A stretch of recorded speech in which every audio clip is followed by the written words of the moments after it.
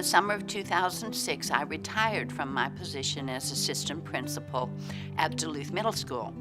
I was hearing rumors about something wonderful that was coming to be in Gwinnett County, and that was a math, science, and technology school. Well, I think a lot of people who they were not exposed to what I was exposed to were just thinking, why do you need to do this? You got the greatest school system in the world. And why in the world would you need this? It's already in every single high school in some form or fashion. So you had to educate people about, we need a house. We need a house for this group of kids because their skills are different. It was not a hard sell. People realized that if you have a good idea, people will fall in line. We really were starting from scratch. Even though we had some models to look at around the country, we knew that it needed to be special and unique to Gwinnett. It was something that had never been done. It was a vision that had not existed, and that excited me. Of course, the school system took the lead, but they were really open to us working with them. It was a challenge to rethink the way we had been traditionally doing education, doing high school education in Gwinnett. For Gwinnett, this was a critical time because this was the beginning of the crash. We peaked in 2006, and of course Gwinnett had just gone crazy along with everybody else as far as growth and addition of students. So not only were you starting something that you knew was going to take some funding, it was going to take a lot of creativity and a lot of vision. We're going to be doing this during the crash.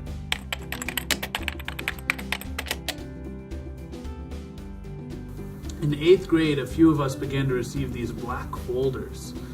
I'll never forget these black folders that had the GSMST logo on it and said Gwinnett School of Mathematics, Science, and Technology, Infinite Possibilities. I remember it being pretty hotly debated amongst our friend group. All the parents were concerned as well. Just, this is this idea, this promise, like, should we buy into it?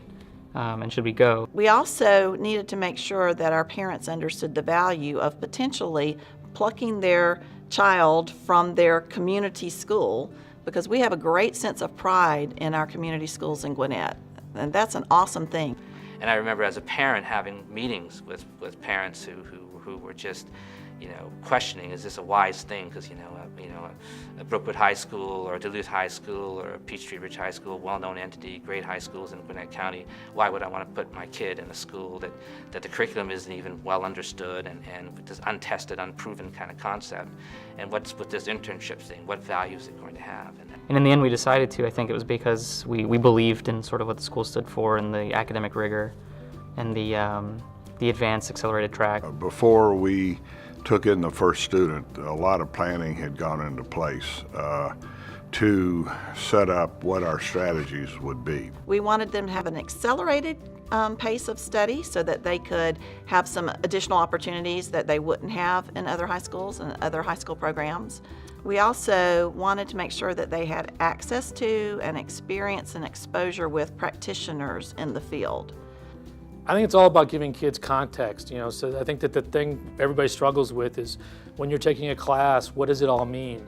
And I'm hoping in the partnership that we bring a connection to what is that, why am I studying trig, and how does it apply to my future career?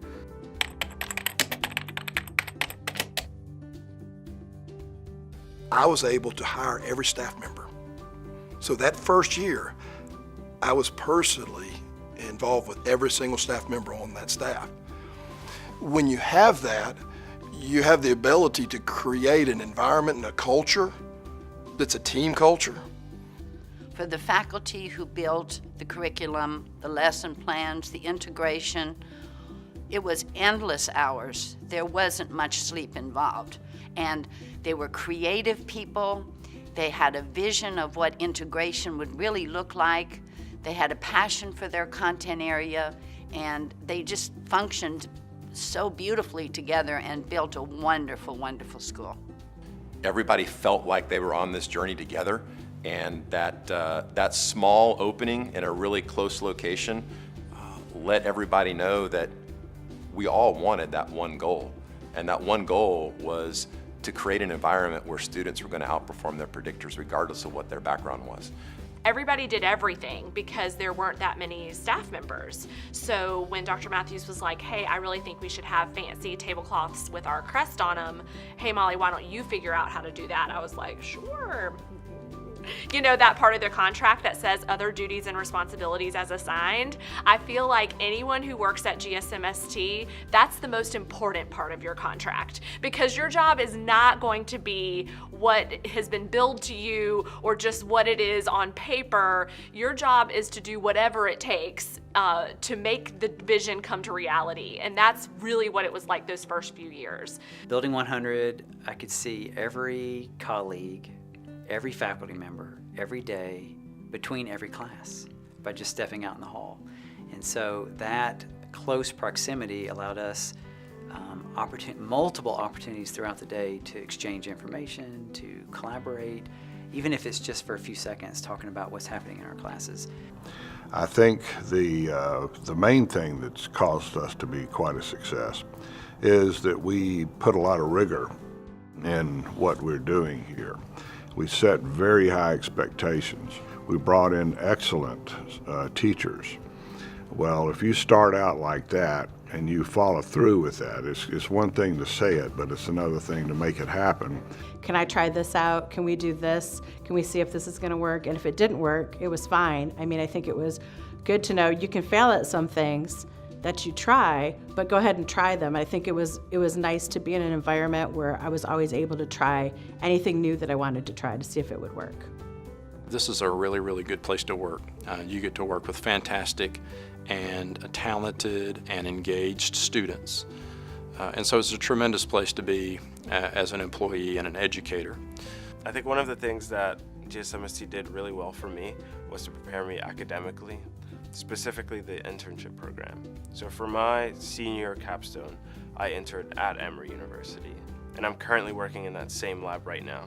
So for me to come in as a senior in high school and start getting experience in that lab, by the time I was in college, I already had a year of experience in that lab. And so it was really easy for me to pick up on my first project and just get started. You do so many projects here. You learn to take action and to implement your learning through practical means, whether it's shooting projectiles in robotics and in phys eng, or doing the cool things in music technology and creating your literal own work. I learned to be a very action-based and solutions, results-based person.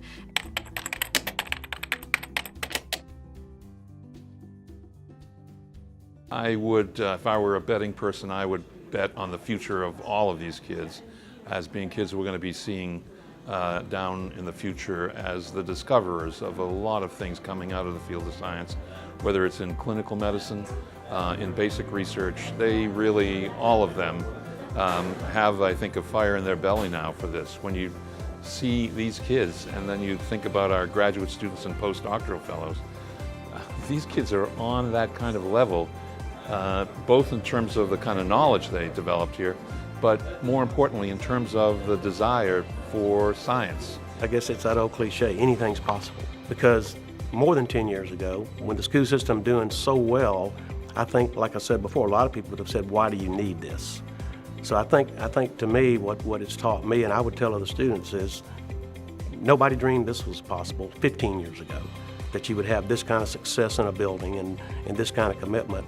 So I would say anything's possible, and don't worry about everybody says know what your limits are. I think in this building no one knows what their limits are, and I think that's what I would tell students.